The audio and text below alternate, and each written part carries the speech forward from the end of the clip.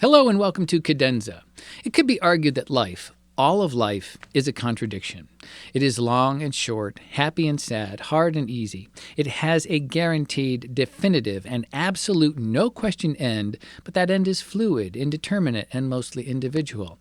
It's a big fat mystery, and when that ending comes, it's mostly a surprise, and when people say again that life is both short and fleeting. On top of all that, for as precious as we are all told it is, each day that passes is another irretrievable day gone by.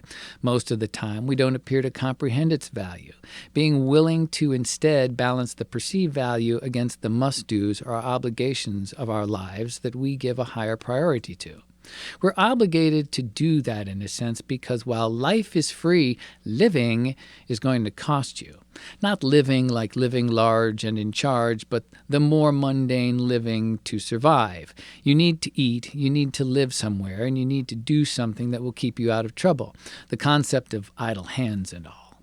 If life was a currency, it appears that it's something that we are willing to spend on things of an obvious and comparatively lesser value to further enhance the life we feel we have left, or at a minimum, at least get through it. Weird, right? Every person has a life, and like fingerprints and snowflakes, no two are exactly the same, so everyone's song of life is likely to be different. There have been so many songs about life, yet each has a different message. Consider In My Life, It's My Life, Life Goes On, All My Life would suck without you, Lust for Life, Life is a Highway, Life on Mars, and on and on and on and on. You probably have your own favorite song about life that helps color the soundtrack of your existence. When it came time for me to write a song about life, I never once considered the notion that writing a life song puts it in an already congested category. Rather, my life song evolved from a song that I originally thought I was writing about death, or a reflection of death. I try not to be too bleak. Back in 2008, I was thinking about death as I do now and again, not in a maudlin way, but come on. Knowing that death is part of the package is what is supposed to motivate us to aspire to greater levels of living. At least, I think so. If you have never considered the notion of death and what it all means, you might be missing something in your worldview. But let's step back to 2008, when my soon-to-be life song takes root. I was sitting around with my guitar, thinking about death and what happens when you vacate the role you've been giving. Strumming away, humming, the things you do when you ponder the great finale.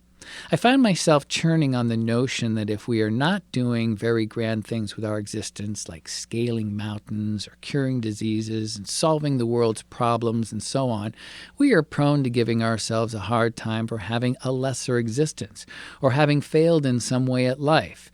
If I won't be remembered for doing something great or otherwise, have I truly lived? It might be a cop-out to argue that not all people are intended to do all those things, so you're off the hook. But what then about the rest of us? Is it okay to try and just do our best? Is that a good life? John Lennon, and maybe someone before him, once said, "Life is what happens to you when you're busy making other plans." And that often rings true. I don't think many people build a life dream on the notion that they are going to grow up, work 50 years, pay a lot of bills, watch a lot of TV, deal with a ton of bullshit from other people who just can't help themselves, and call that a life well lived. But that is often the filter that sits between the moments we often define as living. The moments we saddle with a lot of pressure to deliver a sort of life energy because we have to work so hard doing the regular so that we can have the moment.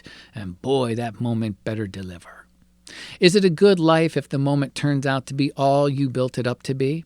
Is it a good life if the moment falls lower than flat and you head back to the grind to start building the next moment while slowly shaking your head? Is it a good life to get one vacation even though so-and-so down the street seems to get many vacations a year? Is it a good life if all your people are healthy? Or is all of it the good life? All the dreams, wishes, failures, shortcomings, successes, and all the contradictions? 2008 is not the first or last time I thought about this. It's not heavy on my intentional rotation for things to ponder, but it does come up and it wants equal time. And I never really arrive at the same place, so I'm certain there is more thinking to come, more little course corrections to make as you head toward the thing you think you have to head toward, knowing that the only real ending is the end. What is life? What is a good life? I don't know. In retrospect, it seems that maybe a good life is just doing the best you can and finding peace with that.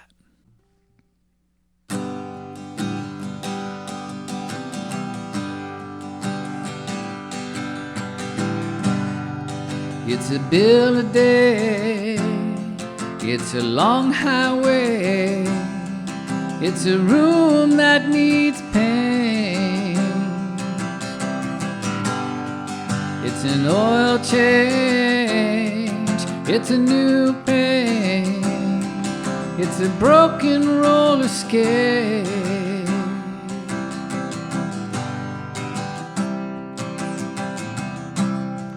It's a long time with this girl of mine and all that we made.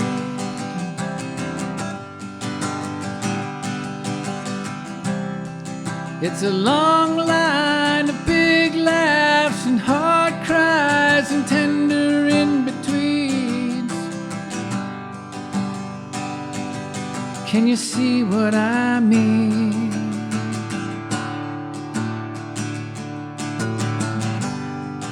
It's a tender touch, that kind that means so much, that there's nothing left to say.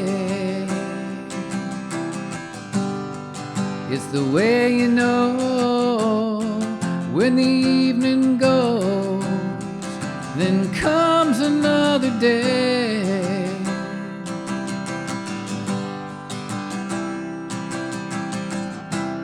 I'm as old as my father was when I first saw his age.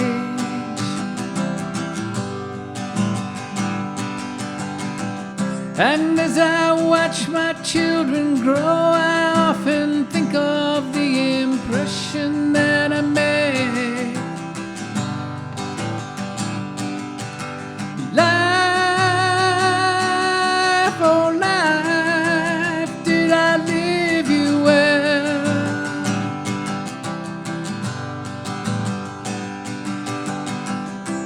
I'm so stuck in living day to day, it's awfully hard to tell.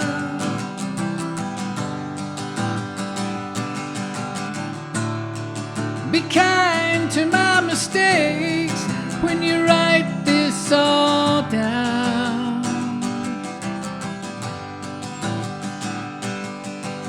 Oh, I lived life the best way I knew how.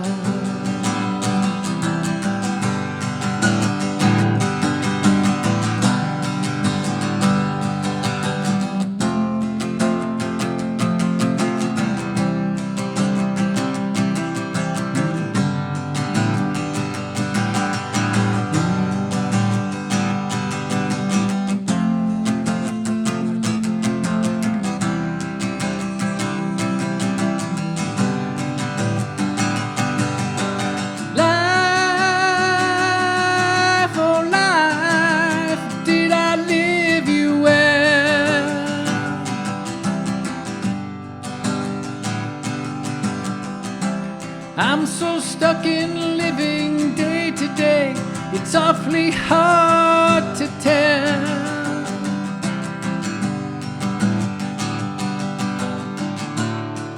Be kind to my mistakes when you write this all down.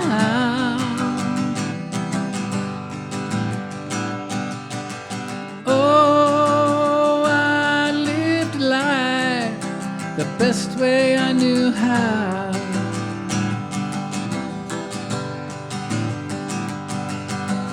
Oh, I lived life the best way I knew how.